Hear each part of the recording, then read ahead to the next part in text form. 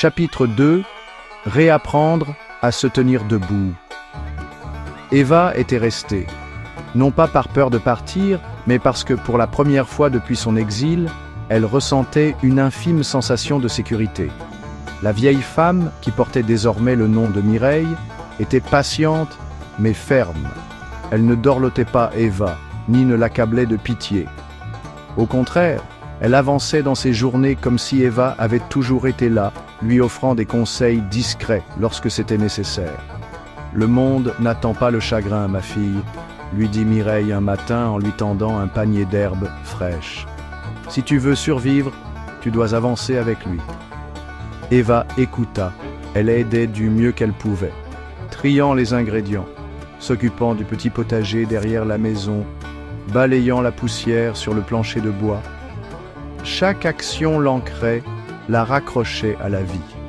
Mais survivre n'était pas la même chose qu'avoir un but. Et au fil des jours, une question persistait dans son esprit. Où allait-elle maintenant? Eva se tenait près de la cheminée, les doigts effleurant les bords du bol en céramique usé qu'elle tenait entre ses mains. Les jours avaient passé, et bien qu'elle se soit adaptée au rythme paisible de Mireille, une étrange impatience grandissait en elle. Elle se sentait en sécurité ici. Mais la sécurité n'était pas la même chose que l'appartenance. Mireille l'observa attentivement, les mains plongées dans la terre alors qu'elle arrachait des carottes fraîches du sol. Le marché ouvre demain. Eva leva les yeux. « Tu devrais venir avec moi. » Eva hésita. Elle n'était pas prête.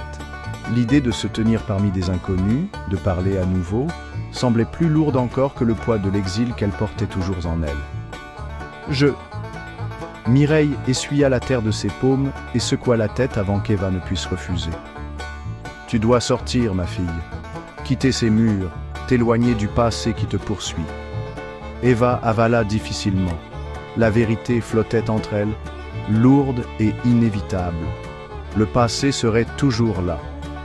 Mais peut-être que l'avenir l'attendait ailleurs. Le lendemain matin, elle marcha aux côtés de Mireille, des paniers équilibrés dans ses bras, son cœur stable malgré l'inconnu devant elle. Et alors que le marché s'étendait sous ses yeux, Eva fit son premier pas vers le monde. Le marché était vivant, rempli de conversations animées, du parfum du pain frais et des cris des marchands vantant leurs meilleurs produits. Eva ajusta ses paniers de légumes, sentant les fibres rugueuses du tissu effleurer ses doigts. Elle n'avait jamais été ici comme ça, pas comme quelqu'un qui avait quelque chose à offrir. Mireille se tenait à ses côtés, nouant son foulard plus serré, alors qu'un vent vif balayait la rue étroite.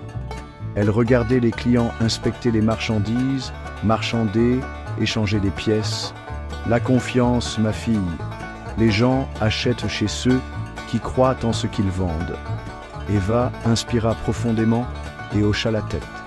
Elle ne savait pas encore ce en quoi elle croyait, mais elle pouvait au moins croire en la chaleur des tomates de Mireille, au croquant des carottes fraîches, au travail silencieux derrière chaque botte de légumes verts. Une femme s'arrêta devant leur étal, observant un bouquet d'herbes. Eva prit une inspiration, puis parla. « Celle-ci relève parfaitement les saveurs d'un ragoût, madame. Une pincée suffit. » La femme pencha la tête, scrutant Eva un instant, puis plaça les herbes dans son panier et lui tendit quelques pièces, sans un mot. Eva expira. Elle l'avait fait.